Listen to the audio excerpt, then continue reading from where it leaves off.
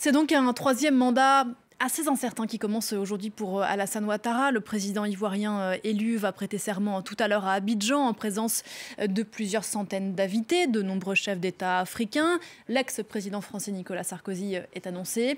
Troisième mandat très particulier donc, sur fond de contestation, l'opposition ivoirienne qui ne reconnaît pas les résultats de la présidentielle du 31 octobre dernier.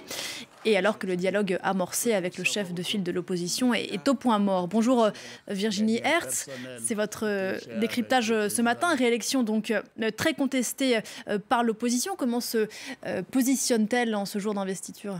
La pression continue, vous l'avez dit, l'opposition ne reconnaît toujours pas officiellement la réélection d'Alassane Ouattara. L'élection s'était tenue dans un contexte extrêmement tendu, avec le boycott de l'opposition, justement, certains bureaux de vote fermés, et au final, un résultat de 94% de voix en faveur d'Alassane Ouattara. Alors, début novembre, l'opposition avait formé un Conseil national de transition, une espèce de gouvernement parallèle. Pour l'instant, il n'en est plus question. Mais depuis, les relations sont en dents de scie avec le pouvoir. Alors, le 11 novembre, il y avait eu, vous l'avez mentionné, une rencontre entre Alassane Ouattara et Henri Konan Bédié, le chef de l'opposition, pour apaiser les relations. Mais finalement, ces espoirs ont été de courte durée parce que depuis, une des principales revendications, à savoir la libération de certains opposants qui sont toujours incarcérés, n'a pas eu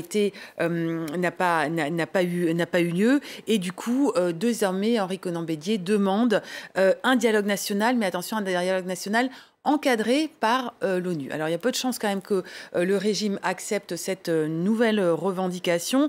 En revanche, il y a quelque chose d'autre qui pourrait inquiéter Alassane Ouattara, à savoir le retour de son ancien adversaire, Laurent Gbagbo, qui a été acquitté par la Cour pénale internationale, qui a récupéré ses passeports et qui doit rentrer au pays. Alors, politiquement, quelles sont ses intentions ?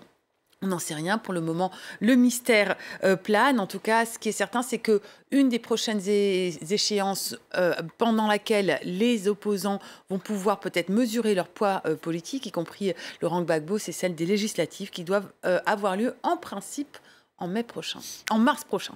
Alors, malgré le contexte sanitaire, il y aura, je l'ai dit tout à l'heure, beaucoup de chefs d'État à cette investiture, à peu près 300 invités, dit-on. La France va être représentée par Jean-Yves Le Drian.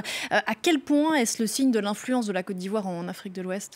Oui, c'est une influence importante, notamment parce que de par son poids économique. Vous savez, on a parlé du miracle ivoirien dans les années 60, et depuis une dizaine d'années, la Côte d'Ivoire est de nouveau dans un dynamisme économique extrêmement important, avec 8% de croissance.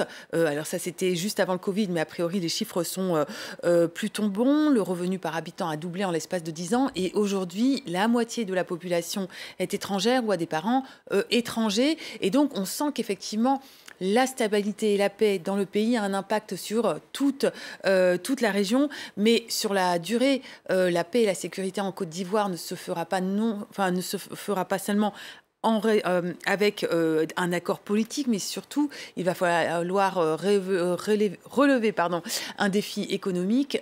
On a parlé de dynamisme, mais aujourd'hui, encore en raison de la corruption notamment, 40% de la population vit sous le seuil de pauvreté, et ça, sur le long terme, ce n'est pas tenable. Merci beaucoup Virginie, c'était votre décryptage. À suivre donc cette investiture d'Alassane Ouattara tout à l'heure à Abidjan, à retrouver bien sûr dans nos journaux.